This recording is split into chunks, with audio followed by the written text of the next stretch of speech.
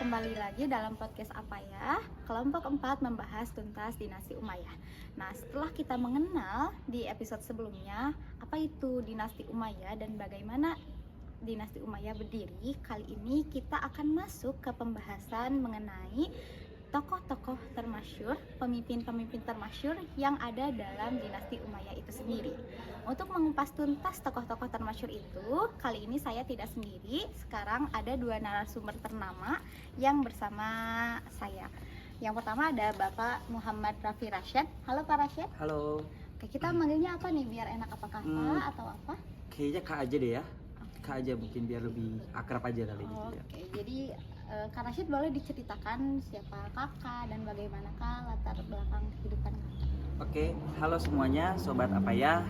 Kenalin, saya Muhammad Rafi Rasyad, lulusan Sejarah University Al Azhar pada 2 tahun lalu kurang lebih ya. Sekarang saya sedang mengajar di salah satu lembaga pendidikan di daerah saya. Ya, sangat senang bisa ikut berbagi wawasan di podcast ini. Masya Allah ya. Lalu untuk narasumber yang kedua kali ini juga tidak jauh berbeda latar belakangnya dari Kak Rasyad ya. Sama-sama bergelut dalam dunia sejarah. Nah, untuk narasumber kedua, halo Ibu Mutiara Ega Febrianti. Di sini kita udah bersama beliau ya. Boleh dikenakan, untuk panggilannya apa nih kira-kira? Sama kita Kak aja ya, soalnya umur kita kan nggak beda jauh. Oke. Ya. Boleh Kak Ara memperkenalkan diri kepada teman-teman semua yang ada di sini? Oke, halo sobat apa ya, perkenalkan nama saya Mutiara Ega Febrianti. Untuk latar belakang tidak beda jauh ya dengan narasumber di samping. Suatu kehormatan bagi saya bisa tampil di podcast apa ya.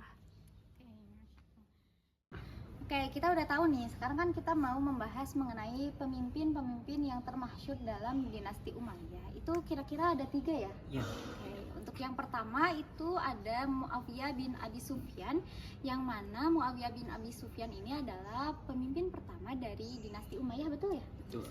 Nah, untuk kebijakan-kebijakan dan pengaruh kebijakan selama Muawiyah bin Abi Sufyan itu memimpin, kali ini akan dibahas oleh narasumber pertama kita, yaitu Kak Rasyad.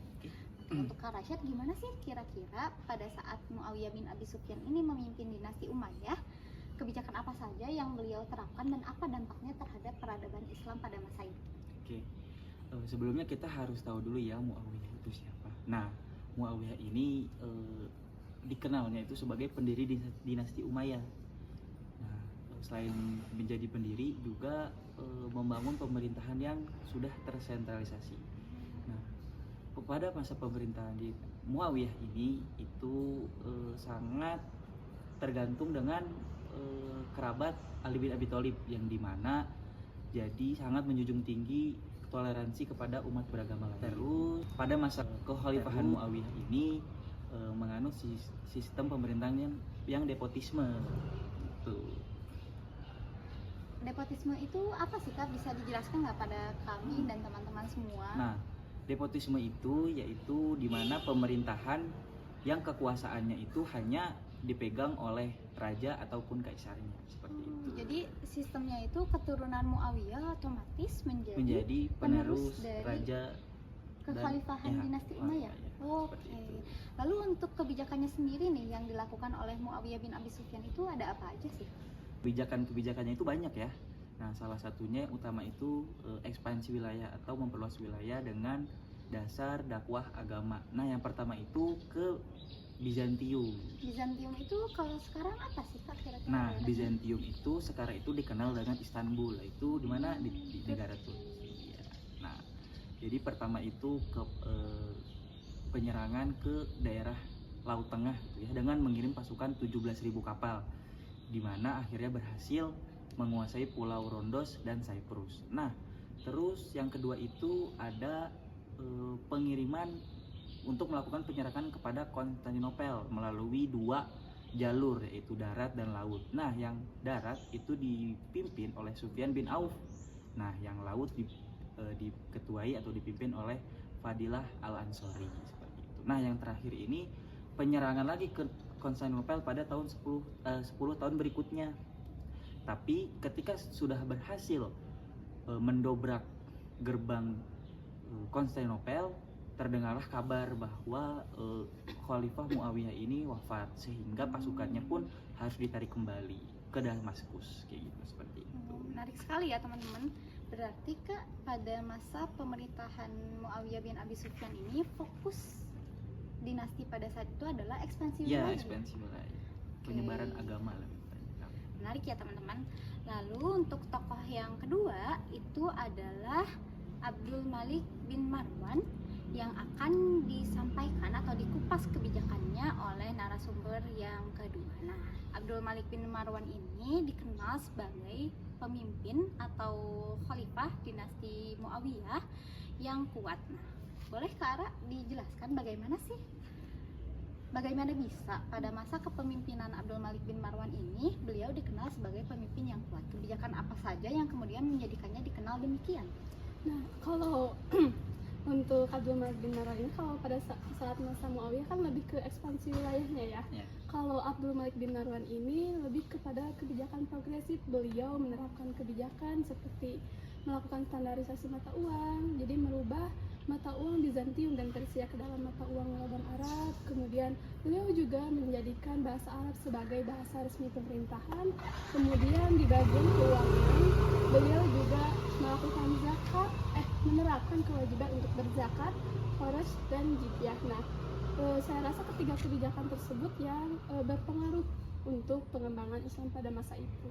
Begitu. Masya Allah sekali ya. Jadi ketika katakanlah Muawiyah bin Abi Sufyan ini pemerintahannya membuka seluas-luasnya daerah, lalu pembukaan daerah itu yang mana tadi ke Bizantium ya, itu dilanjutkan perjuangannya oleh Abdul Malik bin Marwan melalui penguatan progresif standarisasi dan bahasa Arab sih yang itu yang paling kentara ya. iya.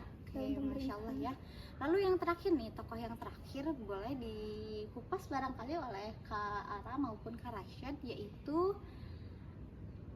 Umar bin Abdul Aziz, yang mana dikenal sebagai pemimpin dari dinasti dinasti Umayyah yang adil dan juga tegas ya Kak. Iya. Nah, boleh gak dijelaskan bagaimana sih perbedaan antara Umar bin Abdul Aziz, kebijakannya terutama yang kemudian memang menjadikannya berbeda dengan kebijakan-kebijakan yang diambil pada saat Muawiyah bin Abi Sufyan atau Abdul Malik bin Marwan itu menjabat? Boleh Mungkin ke arah dulu kali ya. Saya dulu. Oke. Nah, yang khalifah termasyhur ketiga ini adalah seperti yang disebutkan oleh Kananap, Umar bin Abdul Aziz. Nah, beliau ini terkenal dengan kebijakan sosial ekonomi, dan beliau ini sangat berorientasi pada rakyatnya, seperti menghapus pajak yang tidak adil, mengembalikan hak-hak rakyat, mensejahterakan ekonomi rakyat. Kemudian di bidang agama juga beliau melakukan kebijakan seperti bekerja sama dengan para ulama besar, menghidupkan kembali Al-Quran dan Sunnah dalam kehidupan sehari-hari. Kemudian beliau juga melakukan pembukuan terhadap hadis-hadis Nabi begitu. Dan beliau ini yang membedakan dengan pemimpin sebelumnya, beliau ini sangat adil, bijaksana, dan sangat sederhana sebagai pemimpin begitu. Nah, ya setuju banget ya saya dengan apa yang dijelaskan oleh Kak Ara. Jadi pada kekhalifahan Umar bin Abdul Aziz ini, dimana yang dikatakan relatif singkat gitu ya, tetapi sangat berjasa terhadap rakyatnya dan juga agamanya. Jadi yang agamanya itu yang melanjutkan dari penjelasan Kak Ara, yaitu seperti membangun masjid-masjid dan melakukan pembukuan hadis-hadis Nabi Muhammad. Nah, yang dari rakyatnya juga seperti membangun tanah untuk pertanian, pengairan, habis itu melindungi hak asasi manusia, melindungi masyarakat, mensejahterakan rakyatnya, dan melindungi hak asasi manusianya seperti itu. Wah, Masya Allah sekali ya, menarik sekali mengupas tuntas tiga tokoh termasyhur ini. Nah, kalau tidak salah, Kak Rasyad, Kak Ara, tiga tokoh ini timelinenya agak jauh ya? Ya, Ya. agak jauh dari. Jadi memang disela oleh beberapa pemimpin lain, lalu muncul tokoh-tokoh yang memang seperti beliau bertiga yang terkenal dengan kebijakannya. Terutama Umar bin Abdul Aziz tadi yang terkenal dengan keadilan, dan keadilan itu dicapnya oleh rakyatnya sendiri. Rakyatnya sendiri. Karena Umar bin Abdul Aziz ini beliau tidak sama sekali menggunakan harta negara untuk kehidupan pribadinya. Masya Allah. Boleh Kak Ara dan Kak Rasyad, karena Nanak dan juga teman-teman di sini sama-sama ingin belajar sejarah itu sebagai pelajaran. Kira-kira dari sudut pandang Kak Ara dan Kak Rasyad yang memang tiap hari bergelut dalam dunia sejarah, apa sih yang bisa kita ambil dari mempelajari ketiga tokoh termasyhur ini? Mungkin boleh dari Kak Ara lagi Seru, dulu ya. ya. Oke, buat sobat apa ya, belajar sejarah itu penting karena dari sejarah kita dapat mengambil hikmah untuk membangun peradaban yang lebih maju ke depannya. Barangkali dari Kak Rasyad. Setuju banget juga ya yang dibilangin Kak Ara. Jadi setiap peristiwa yang dilakukan oleh Khalifah ini pasti ada ibroh yang bisa kita ambil sebagai masyarakat gitu ya, atau orang yang belajar gitu ya. Nah, salah satunya itu dari perbincangan ini kita bisa mengambil ibroh, yaitu ketika ada seorang pemimpin itu kita bisa menjadikannya teladan dimana jika nanti kita diberi amanah menjadi pemimpin, kita menjadi pemimpin yang adil, tegas, sederhana, dan yang pastinya harus berorientasi kepada rakyat. Oke, berarti kalau konteksnya pemimpin ini bisa kita terapkan secara langsung ya sekarang, karena Iya. tiap orang adalah pemimpin untuk dirinya sendiri. Untuk teman-teman sekalian, episode kali ini telah selesai. Akan banyak episode-episode lain tentang dinasti Umayyah dalam podcast kali ini yang tentu akan dibahas bersama dengan narasumber yang tidak kalah menarik dengan Kak Ara dan Kak Rasyad. Untuk Kak Ara dan Kak Rasyad, terima kasih banyak Ya, telah menghadiri terima kasih. podcast Apasya di episode kali ini. Terima kasih juga. Lalu teman-teman yang menyimak dengan sungguh-sungguh juga terima kasih banyak karena telah bersama podcast Apaya hingga di sesi terakhir ini. Bagi teman-teman yang ingin bertanya lebih lanjut mengenai tokoh-tokoh yang termasyhur, pemimpin termasyhur dari dinasti Umayyah, boleh ke IG kami @apayah.bersejarah atau ke IG Kak Ara dan Kak Rasyad yang nanti akan disampaikan di channel Instagramnya podcast Apaya. Jangan lupa tunggu episode kami selanjutnya, dan jangan lupa juga untuk men-share pelajaran-pelajaran menarik yang tadi disampaikan oleh Kak Ara dan Kak Rasyad agar kebermanfaatannya itu bisa semakin digunakan orang meluas. lain. Iya, betul sekali. Nah, bagi teman-teman sekali lagi terima kasih banyak. Sampai jumpa kembali di episode selanjutnya.